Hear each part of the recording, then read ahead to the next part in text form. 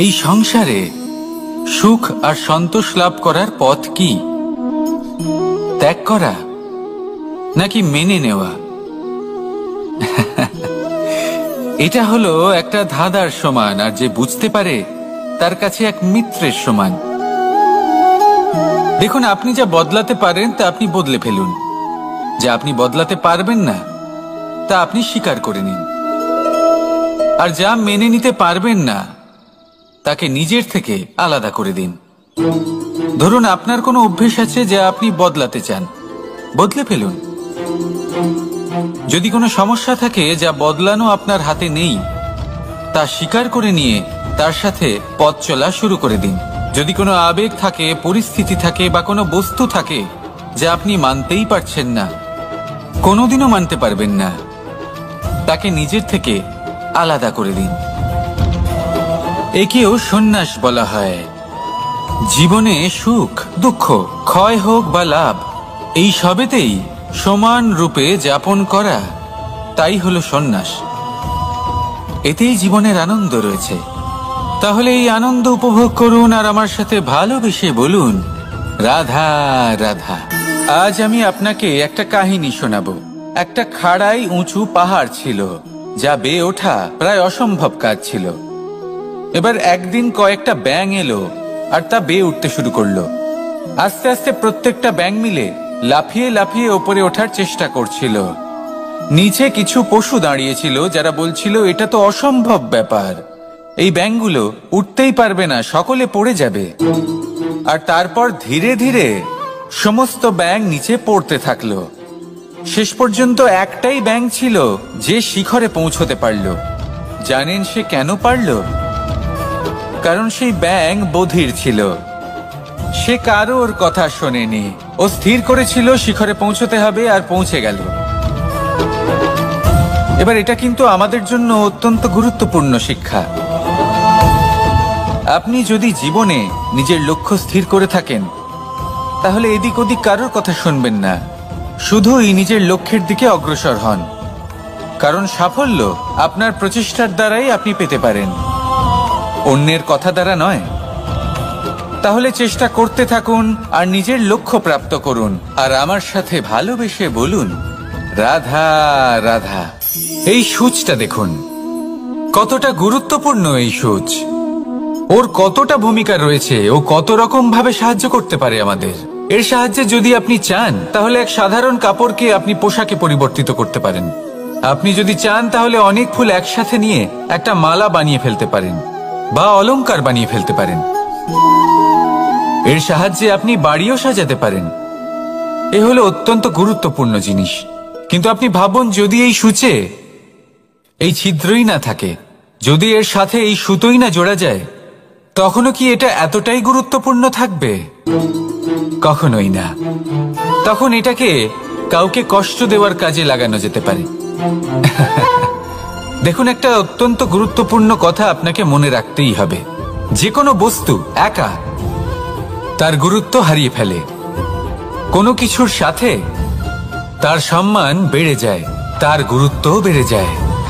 এটা মানুষের ক্ষেত্রেও প্রযোজ্য।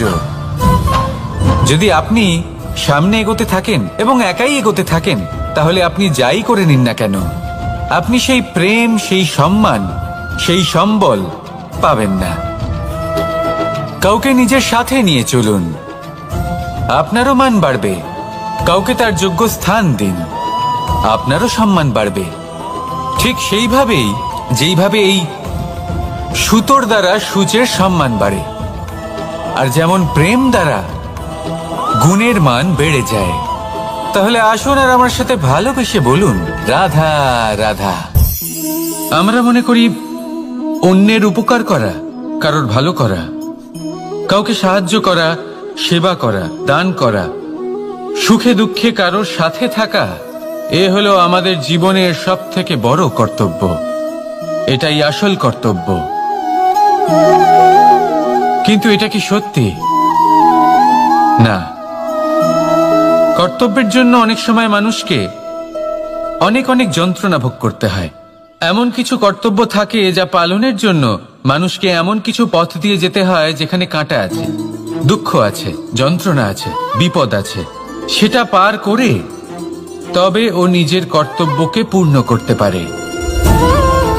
অন্যের উপকার, ভালো কাজ করা, কাউকে সাহায্য করা, দান করা, সেবা করা, সুখে দুঃখে সঙ্গ দেওয়া, এটা কর্তব্য নয়, এটা হলো আনন্দ। কারণ এতে আপনারই জীবন আরো সুখময় হবে, আপনি আরো সুখ পাবেন, আপনার স্বাস্থ্য আরো ভালো হবে, আপনি জীবনে আরো ভালো ভালো মানুষ পাবেন। আর সব থেকে বেশি যদি এ কিছু বাড়িয়ে তোলে তাহলে তা হলো প্রেম। তাহলে একে কর্তব্য মনে করবেন না, এ হলো শুধুই সেই পথ যাতে অগ্রসর হয়ে আপনি নিজের জীবন অত্যন্ত সুখময় করে তুলতে পারবেন। তাহলে আপনি এটাই করুন আর আমার সাথে ভালোবেসে বলুন, রাধা রাধা। আপনি কখনো একটা পর্বতকে দেখে থাকবেন, দিনের বেলায় যদি দেখেন এই পর্বতকে কত সুন্দর দেখতে লাগে, এত বিশাল এত সুন্দর প্রকৃতির এই দৃশ্য দেখে মনে শুভ চিন্তার উদ্ভব হয়। এবার সেই পর্বতকেই আপনি অন্ধকারে দেখুন, ততটাই ভয়াবহ মনে হয়। এবার এটাই হয় মানুষের সাথেও, আর এটাই হয় অন্য কোনো স্থানের সাথেও। এবার এর কারণ কি? তাহলে কি মানুষের রূপ, তার ব্যক্তিত্বের কোনো মাহাত্ম্য নেই? না, এরকম কখনোই নয়। এর সমস্ত কৃতিত্ব পায় প্রকাশ। শুধুমাত্র এই প্রকাশই আপনার গুণকে, আপনার ব্যক্তিত্বকে, আপনার রূপ আরো উজ্জ্বল করে সংসারের সামনে নিয়ে আসে। তাহলে আপনিও অন্ধকার থেকে প্রকাশের পথে অগ্রসর হন, সেই মানুষগুলোর দিকে অগ্রসর হন, সেই দিশায় অগ্রসর হন যা আপনার ভেতরের গুণগুলিকে, আপনার ব্যক্তিত্বকে সংসারের সামনে আনতে পারে। যদি আপনি তা করতে পারেন তাহলে আপনি জীবনভর সুখী থাকবেন। আসুন আর আমার সাথে ভালোবেসে বলুন, রাধা রাধা। আপনি কখনো সূর্যের আলোকে নিজের হাতের মুঠোর মধ্যে রাখার চেষ্টা করেছেন? আপনি নিশ্চয়ই জানেন যে সেটা সম্ভব নয়। আপনি জলকে কখনো বেঁধে রাখার চেষ্টা করুন, সেটাও সম্ভব নয়।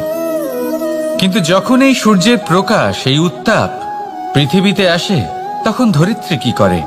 সে সমস্ত বনস্পতির মধ্যে তা ভাগ করে দেয়, তাদের বিকাশের সহায়ক হয়ে ওঠে। আর এই ধরিত্রীকে পুজো করা হয়, একে ধরিত্রী মাতা বলা হয়। সেই রকমই চন্দ্রমা রাত্রে যখন উজ্জ্বল হয়, নিজের আলো বিকশিত করে, তখন পথচারী পথিককে তার পথ দেখায়। সেই জন্য চন্দ্রমাকে দেবতা বলা হয়। ঠিক সেইভাবেই আপনি কখনো এই প্রকৃতিকে বেঁধে রাখার চেষ্টা করবেন না। একে আগলে রাখতে শিখুন, একে ভাগ করে নিতে শিখুন, ঠিক প্রেমেরই মতো। এই প্রেমকে কখনো নিজের হাতের মুঠোয় আবদ্ধ করার চেষ্টা করবেন না, বরং একে মন খুলে ভাগ করে নিতে শিখুন। এটা যদি আপনি শিখে নিতে পারেন তাহলে নিজেকেও প্রসন্ন রাখতে শিখে যাবেন, অন্যদেরও প্রসন্ন রাখতে শিখে যাবেন। আসুন আর আমার সাথে ভালোবেসে বলুন, রাধা রাধা। দুঃখ কি, ভয় কি, এদের কিছুটা এইভাবে ভাবা যেতে পারে। জীবনে যখনই আপনি কিছু একটা লাভ করবেন, তখন সেটা হারানোর ভয় তার সাথেই চলে আসে।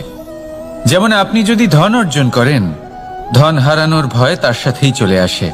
সম্পত্তি অর্জন করলে সেটা লুট হবার ভয় তার সাথেই চলে আসে। আর এটা জীবনের সাথেও হয়।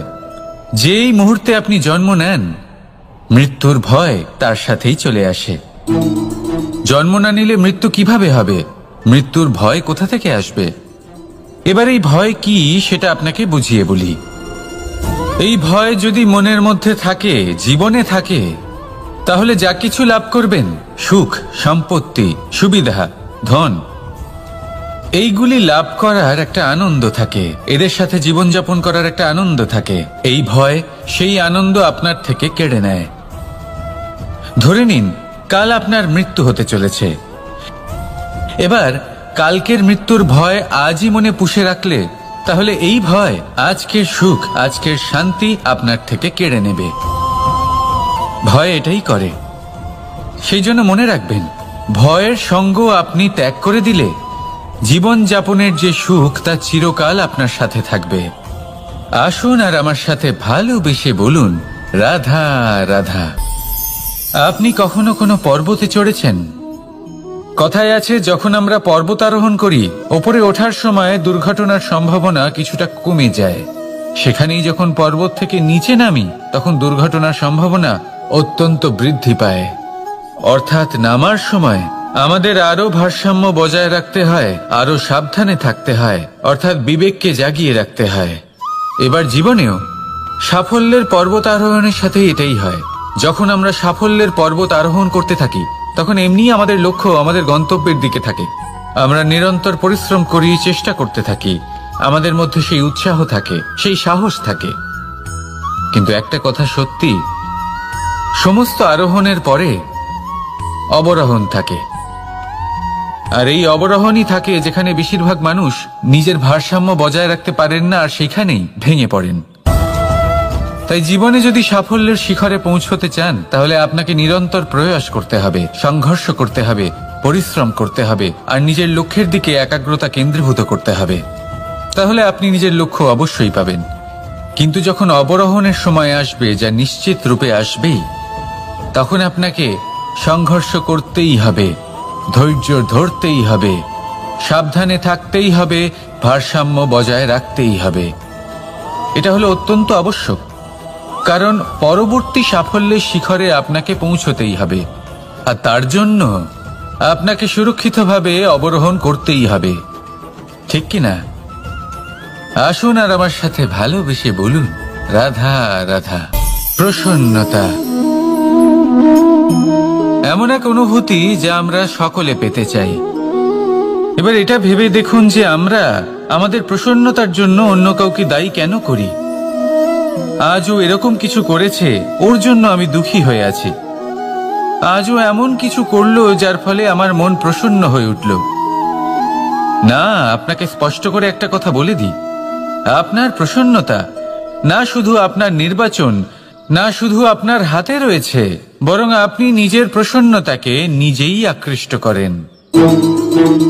এই ফুলগুলিকে দেখুন, এই ফুল এর সুগন্ধ ছড়ায়, আর এই ফুল নিজের দিকে কীট পতঙ্গদের আকৃষ্ট করে। এবার দেখুন, কীট পতঙ্গ কাদের আকৃষ্ট করে? গিরগিটি বা ব্যাঙ, এরকম কিছু প্রাণীদের। এবার এই যে ফুল, কীট পতঙ্গের জন্য এই যে ফুল, তার বিকাশ হয়, এ আরো প্রস্ফুটিত হয়, ওর বংশ আরো বৃদ্ধি পায়। তাই এর তাৎপর্য হলো সহজ, ফুল উচিত ব্যক্তিকে নিজের দিকে আকৃষ্ট করে। এবার কীট পতঙ্গের কথা বললে তারা কাদের আকৃষ্ট করে? তাদেরই যারা তাদেরই শিকার করবে, খাদ্যরূপে গ্রহণ করবে। এবার কাকে আপনি নিজের দিকে আকৃষ্ট করতে চান, তার নির্বাচন আপনারই। আপনি কি প্রসন্নতাকে নিজের দিকে আকৃষ্ট করতে চান, নাকি অপ্রসন্নতাকে করতে চান, তার নির্বাচন আপনারই। আপনি জীবনে যা কিছু পাবেন, সুখ দুঃখ, আশা নিরাশা, প্রসন্নতা অপ্রসন্নতা, সবই হলো আপনারই নির্বাচনের পরিণাম। তাহলে সঠিক নির্বাচন করুন, আর আমার সাথে ভালোবেসে বলুন, রাধা রাধা। ঘূর্ণিঝড়, যখন এই ঘূর্ণিঝড় আসে, তখন প্রচন্ড বেগে হাওয়া বয়ে চলে। সেই সময় এমন কিছু বৃক্ষ আছে যা কঠিন হয়ে দৃঢ় হয়ে দাঁড়িয়ে থাকে। সেই গাছ যা 10 বছর ধরে বা সহস্র বছর ধরে দাঁড়িয়ে থাকে, তাদেরকে আপনি খুব সহজে নাড়াতে পারবেন না। কিন্তু ঘূর্ণিঝড়, এর প্রভাব এতটাই তীব্র হয়, এর হাওয়াতে এতটাই প্রবল শক্তি থাকে যে এই বৃক্ষগুলিকে উচ্ছেদ করে, সেই বৃক্ষ নষ্ট হয়ে যায়। এবার এমন কিছু বৃক্ষ থাকে যাদের কাণ্ড নমনীয় হয়, খুবই নরম হয়। সেই জন্য যখন জোরে বাতাস বয়, কোনো ঘূর্ণিঝড় আসে, তখন এই বৃক্ষগুলি ঝুঁকে যায়। আর যখন এই ঘূর্ণিঝড় চলে যায়, শান্ত হয়ে যায়, তখন ওরা আবার দাঁড়িয়ে পড়ে। এবার এটাকে আপনি কি বলবেন, কি বুঝবেন আপনি? সুযোগ সন্ধানী? না, বরং এটাই হলো প্রকৃত আদর্শ। যখন আপনার সামনে এমন কেউ থাকেন যিনি আপনার থেকে অনেক শক্তিশালী, তখন তাকে সম্মান করা আপনাকে শিখতেই হবে। তাই মনে রাখবেন, এই সংসারে যখনই দুই শক্তির একে অপরের সাথে সংঘর্ষ হয়, শুধুই বিনাশ হয়। কিন্তু যখন শক্তির সাথে আসক্তি মিলিত হয় সেখানে সুরক্ষা থাকে, সেখানেই কিছু নির্মাণ হয়। তাই আসুন আর আমার সাথে ভালোবেসে বলুন, রাধা রাধা। ভয়, আমরা ভয়ের বিষয়ে অনেক কথা বলি, ভয়ের থেকে সবসময় দূরে পালাই। কখনো ভেবে দেখেছেন আমরা এই ভয়ের সদ্ব্যবহারও কি করতে পারি না? নিশ্চিত রূপে করতেই পারি। এমন কোনো অক্ষর নেই যার দ্বারা কোনো মন্ত্র হয় না। তাই নিশ্চিত রূপে এই ভয়েরও সদ্ব্যবহার আমরা করতেই পারি।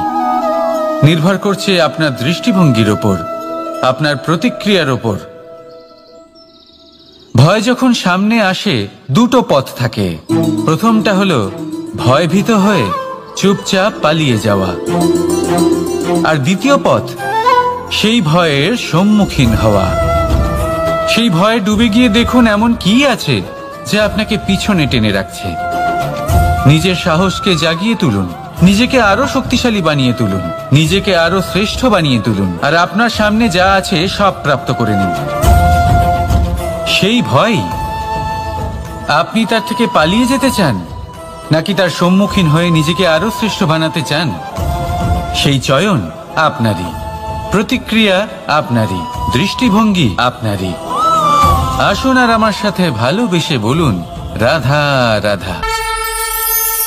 কখনো কোনো বনে আপনি আগুন লাগতে দেখেছেন? এমন ভয়ানক আগুন লাগতে পারে সমস্ত বন জ্বালিয়ে দিতে পারে। সেখানে যে বনস্পতি পাওয়া যায়, সেখান থেকে যে ঔষধি পাওয়া যায়, সব কিছু নষ্ট হয়ে যায়।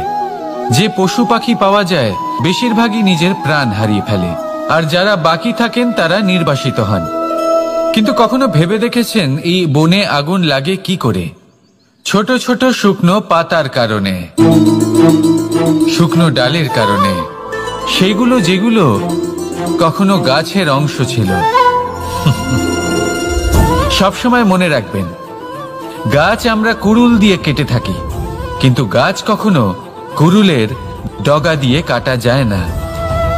বরং এই যে হাতলটা আছে, তাতে যে শক্তি লুকিয়ে রয়েছে, এই শক্তির দ্বারা গাছ কাটা হয়।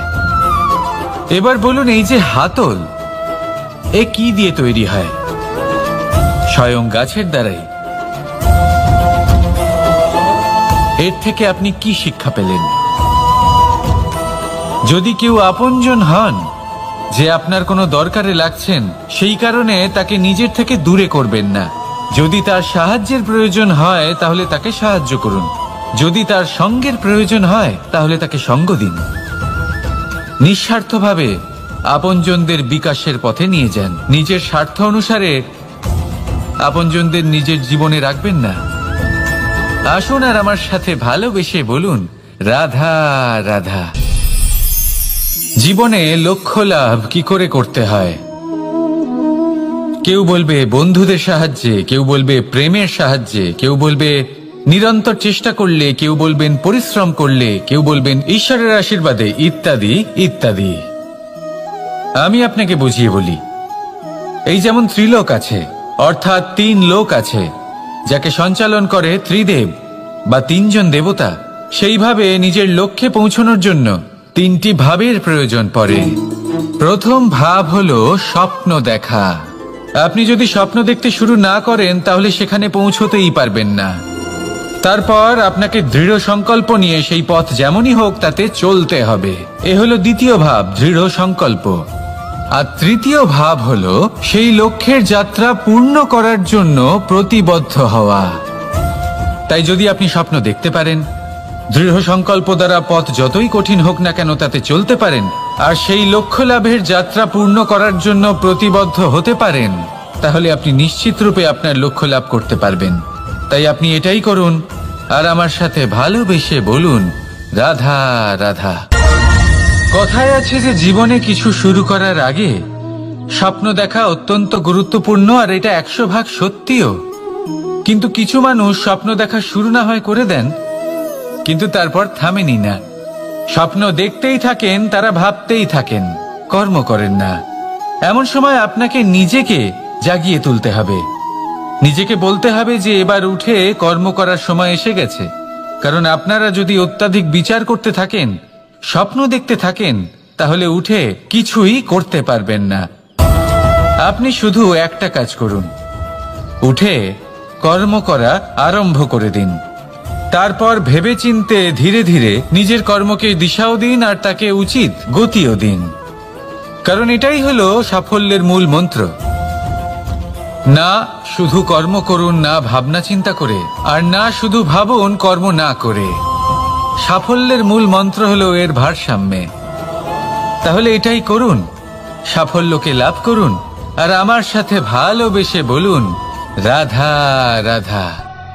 সূর্যের মনে হয় যে তার থেকে বেশি তেজস্বী আর উজ্জ্বল কেউ নেই, তাই তার এই অহংকার ভঙ্গ করার জন্য মেঘ চলে আসে। তারপর এই মেঘের অহংকার বেড়ে যায় যে তার থেকে বেশি ঘন আর কেউ নেই। তারপরে বাতাসের একটা প্রবল দমক আসে আর মেঘেদের ছিন্ন ভিন্ন করে দিয়ে চলে যায়। তখন বায়ুর অহংকার বেড়ে যায়, আরো ভাবে যে তার থেকে বেশি শক্তিশালী আর কেউ নেই। এই দমকা বাতাস যখন বিশাল এক পর্বতের সাথে ধাক্কা খায়, তখন সেই বাতাসের অহংকারও চূর্ণ বিচূর্ণ হয়ে যায়। তারপরে পর্বত ভাবে যে তার থেকে বেশি ধীর আর শক্তিশালী আর কেউ নেই। তখন পৃথিবীতে ভূমিকম্প হয় আর সেই বিশাল পর্বত চূর্ণ বিচূর্ণ হয়ে যায়, তারও অহংকার ভেঙে যায়। এবার ধরিত্রীর অহংকার হতে থাকে। ধরিত্রী বলে যে আমার উপর সবকিছু টিকে রয়েছে, আমার থেকে বেশি শক্তিশালী আর কেউ নেই। একটা ছোট্ট ইঁদুর আসে, মাটিতে গর্ত করে আর মাটি ধসিয়ে দেয়। ধরিত্রীর অহংকার ভেঙে যায়।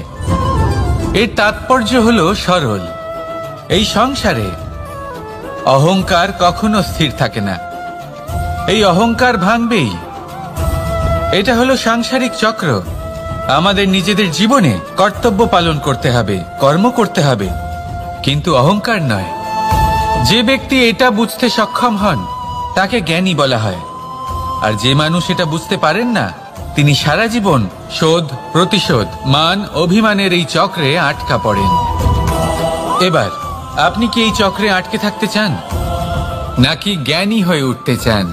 সেই চয়ন আপনারই।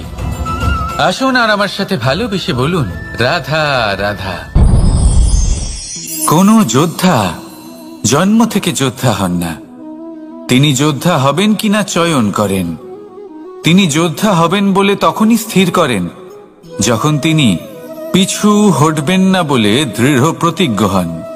যদি ওনার সামনে অশুভ কিছু হয়, তার বিরোধিতা করতে দৃঢ় প্রতিজ্ঞ হন, তবেই তিনি যোদ্ধা হতে পারেন। কেউই যোদ্ধা হয়ে এই পৃথিবীতে জন্মগ্রহণ করেন না। আপনি কি হতে চান? সেই দর্শক হতে চান যারা যুদ্ধভূমিতে বসে থেকে অন্য কারোর জয়ে উচ্ছ্বাস প্রকাশ করেন, নাকি সেই যোদ্ধা হতে চান যিনি নিজের শৌর্য দিয়ে বীরত্ব দিয়ে পরাক্রম প্রদর্শন করেন এবং যার প্রশংসা যুগ যুগ ধরে হয়ে চলে? সিদ্ধান্ত আপনারই। আসুন আর আমার সাথে ভালোবেসে বলুন রাধা রাধা। সাফল্য খুব সহজ এক শব্দ। এটা হলো সেই সব শব্দের মধ্যে অন্যতম যা মানুষ একটু বুঝলেই ভাবেন সব বুঝে ফেলেছি, আর যেই উনি বুঝতে পারেন সাফল্য কি, আজীবন সেই সাফল্যের পেছনেই ছুটতে থাকেন। এই সাফল্য হলো একটা খেলার মতো, যাতে মানুষ নিজের সমস্ত জীবন বাজি লাগিয়ে দেন। আর প্রত্যেক খেলার মতোই এরও কিছু নিয়ম রয়েছে। আর প্রাথমিক নিয়ম হলো এই সাফল্য লাভ করার জন্য সাফল্য লাভ করার স্বপ্ন আপনাকে অবশ্যই দেখতে হবে আগে। হ্যাঁ, কিন্তু শুধুমাত্র স্বপ্ন দেখলেই কিছুই হবে না। স্বপ্ন দেখুন, তারপরে আপনার নিজের নিদ্রাকে ভঙ্গ করতে হবে, দিনরাত পরিশ্রম করতে হবে, দিনরাত চেষ্টা করতে হবে, তবেই এই সাফল্য আপনার কাছে আসবে আর আপনার পদানত হবে। তাহলে স্বপ্ন দেখুন আর পরিশ্রম করে তাকে সার্থক করুন। যদি এটা করেন তবেই সাফল্য সহজেই আপনার কাছে আসবে।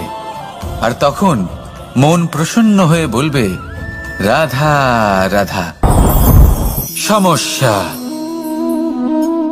প্রত্যেকের জীবনেই সমস্যা আসা যাওয়া করে, আর প্রত্যেক মানুষ সমস্যা আসার পর তার সমাধান খুঁজতে উঠে পড়ে লাগেন। কিন্তু যখনই সমস্যার সমাধান হয়ে যায়, আমরা সুপ্রসন্ন হয়ে যাই এবং অসাবধানও হয়ে যাই। আমাদের মনে হয় যে আমরা সম্পূর্ণরূপে সমস্যার অন্ত করেছি, কিন্তু কোথাও না কোথাও একটা ছোট্ট বীজ রয়েই যায়, আর সেই বীজ আমাদের অসাবধানতার ছত্রছায়ায় বড় হতে থাকে, আর তারপর মহা সংকট হয়ে আবার আমাদের উপর আক্রমণ করে। এই সংকট যে কোনো রূপে আসতে পারে, কোনো শত্রুর রূপেও আসতে পারে, বা কোনো মহামারীর রূপেও আসতে পারে। সেই জন্য সবসময় সাবধান থাকাই উচিত, কারণ অসাবধান হলে কি হয়, আমাদের সুরক্ষা চক্রে একটা ছেদ উৎপন্ন হয়, আর আমাদের শেষ করতে পারে এমন এক বাণ সেই ছেদ বিন্দু হয়ে আমাদের হৃদয়ে প্রবেশ করতে পারে। তাই যে কোনো সমস্যার সমাধান করুন, জয়ী হন, উৎসবও পালন করুন, কিন্তু সাবধানে থাকবেন। আসুন আর আমার সাথে ভালোবেসে বলুন, রাধা রাধা। আমাদের জীবনে দুই ধরনের সম্পত্তি হয়ে থাকে, এক হলো ভৌতিক সম্পত্তি, এক হলো জৈবিক সম্পত্তি। অর্থ, সম্পদ, সুবিধে, খাদ্য, এইসব ভৌতিক সম্পত্তির মধ্যে পড়ে। ব্যক্তি, মিত্র, পরিবার, আমাদের আপনজন, আত্মীয় স্বজন সব জৈবিক শ্রেণীতে পড়ে। আর প্রত্যেক মানুষের পক্ষে এই বিভাজন বোঝা অত্যন্ত আবশ্যক, কারণ মূলত আমাদের ব্যবহার দুই রকমের হয়ে থাকে, হয় আমরা ভালোবাসি বা আমরা সদ্ব্যবহার করি। আর সবথেকে বড় ভুল আমরা তখন করি যখন আমরা বুঝতেই পারি না যে ভালোবাসবো কাকে আর ব্যবহার করব কাকে। আমরা ভৌতিক সম্পত্তি ভালোবেসে ফেলি আর ব্যবহার করি জৈবিক সম্পত্তিকে, যেখানে এটা অনুচিত। জৈবিক সম্পত্তিকে ভালোবাসুন আর ভৌতিক সম্পত্তিকে ব্যবহার করুন। যেদিন আপনার মধ্যে এই বোধ জাগ্রত হবে যে কাকে ভালোবাসবেন আর কাকে ব্যবহার করবেন, সেই দিন আপনার জীবনে শুধুই শান্তি বিরাজমান হবে। আর তখন এই মন প্রসন্ন হয়ে বলবে, রাধা।